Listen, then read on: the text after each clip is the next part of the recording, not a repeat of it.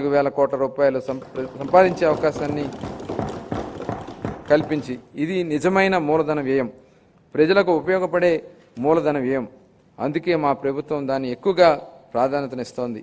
100 కోట్ల సముద్ర తీరాన ప్యాలెస్లు కట్టుకోవడం, సర్వేరాలపై బొమ్మలకే 650 కోట్ల రూపాయలు తగలేయడం ప్రజలకు ఉపయోగపడే మూలధన వ్యయం కాదు. ఇలాంటివి క్యాపిటల్ ఎక్స్పెండిచర్లా కనిపించే పర్సనల్ ఎక్స్పెండిచర్. ఇది గత ప్రభుత్వం నిర్వాకం.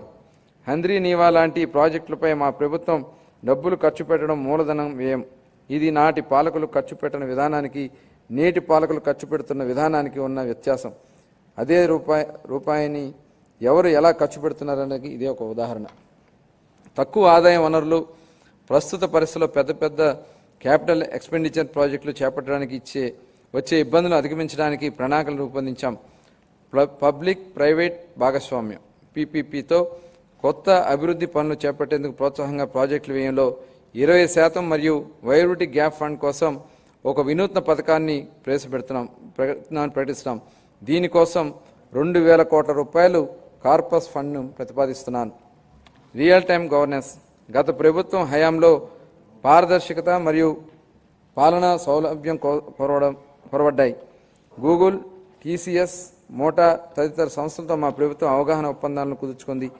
ఆరోగ్య సంరక్షణతో పాటు వివిధ రంగాల్లో కృత్రిమ మేధస్సును ఉపయోగాన్ని వేగవంతం చేయడానికి గూగుల్ సంస్థతో కుదుర్చుకున్న అవగాహన ఒప్పందం రాష్ట్రంలో స్టార్టప్ వ్యవస్థను మద్దతునిస్తోంది. మోటాతో కుదుర్చుకున్న అవగాహన ఒప్పందం ద్వారా 159 సేవలతో వాట్సాప్ గ్రూప్ను ప్రారంభించడం జరిగింది. వాట్సాప్ గవర్నెన్స్తో వీలైనన్ని ఎక్కువ పౌర సేవలను అనుసంధానం చేసేందుకు మా ప్రభుత్వం ప్రయత్నిస్తోంది. తెలుగు భాషాభివృద్ధి. ఆంధ్ర భోజుడిగా ప్రస్తావించబడిన శ్రీకృష్ణదేవరాయల వారి అమూల్యమైన పలుకులను గుర్తు చేసుకుందాం. తెలుగు దేలయన్న దేశంబు తెలుగేను, తెలుగు వల్లంబుండు తెలుగుకుండ, ఎల్ల నృపుల గొలవ ఎరుగవే బాసుడ, దేశ భాషలందు తెలుగు లెస్స. గౌరవనీయులైన ముఖ్యమంత్రి గారు మార్గదర్శకంతో వచ్చే ఆర్థిక సంవత్సరంలో వినూత్న ఆలోచనలతో మా ప్రభుత్వం ముందడుగు వేస్తోంది. దశాబ్దాల నాటి గొప్ప సాహితీ సంప్రదాయాలను కలిగిన ప్రాచీన తెలుగు భాష ఒకటి. భారతీయ సంస్కృతి, సాహిత్యం మరియు కళలకు తమ రచనల ద్వారా పలువురు తెలుగు కవులు, రచయితలు మరియు పండితులు చేసిన సేవ ఎనలేనిది. మన రాష్ట్ర సంస్కృతికి వారసత్వాన్ని కాపాడడంలో మరియు ప్రచారం చేయడంలో తెలుగు భాషకున్న ప్రాముఖ్యతను మా ప్రభుత్వం గుర్తించింది. తెలుగు భాష అభివృద్ధి మరియు ప్రచారం కోసం 10 కోట్ల రూపాయలు కేటాయింపును ప్రతిపాదిస్తున్నాను.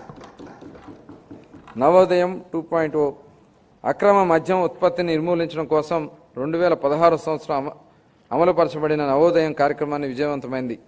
నేడు మన రాష్ట్రాన్ని అక్రమ మద్యం, మాదక ద్రవ్యాలు మరియు గంజాయి రహిత రాష్ట్రంగా మార్చాలనే ధ్యేయంతో మా ప్రభుత్వం నవోదయం 2.0 కార్యక్రమాన్ని ప్రారంభించింది. ఆల్కహాల్ డీ అడిక్షన్ కోసం పనిచేస్తున్న సుప్రసిద్ధ సంస్థలతో కలిసి మా ప్రభుత్వం వ్యసనాల బారిపడిన నుండి ప్రజలను, ముఖ్యంగా యువతను రక్షించడానికి అవగాహన కార్యక్రమాలు విస్తృతంగా చేపట్టనుంది. ఈ కార్యక్రమానికి 10 కోట్ల రూపాయలు కేటాయింపునకు ప్రతిపాదిస్తున్నాను. రతన్ టాటా ఇన్నోవేషన్ హబ్ను మా ప్రభుత్వం అమరావతిలో ఏర్పాటు చేయనుంది.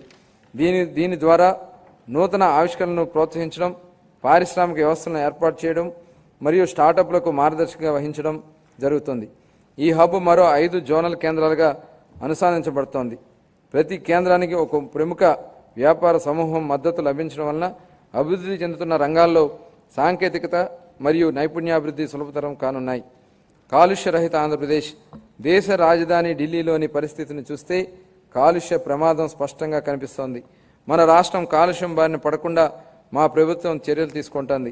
హరిత శక్తిని ప్రోత్సహించి మరియు రాష్ట్రంలో పచ్చదనాన్ని 50% పెంచడానికి మా ప్రభుత్వం కృషి చేస్తోంది. ఈ చర్యలతో మన రాష్ట్ర నెట్ జీరో ఎకానమీగా మార్చి చెందడానికి మా ప్రభుత్వం కృషి చేస్తోంది. ఆంధ్రప్రదేశ్ అకౌంటెంట్ జనరల్ వారి ఖరారు చేసిన ఆర్థిక లెక్కల ప్రకారం 2023-24 ఆర్థిక సంవత్సరానికి గాను రెవెన్యూ లోటు 38,682 కోట్ల రూపాయలు మరియు ద్రవ్య లోటు 62,719 కోట్ల రూపాయలుగా చెప్పడం జరుగుతోంది. రాష్ట్ర స్థూల దేశీయ ఉత్పత్తి జీఎస్డిపిలో రెవెన్యూ లోటు మరియు ద్రవ్య లోటు వరుసగా 2.72% గాను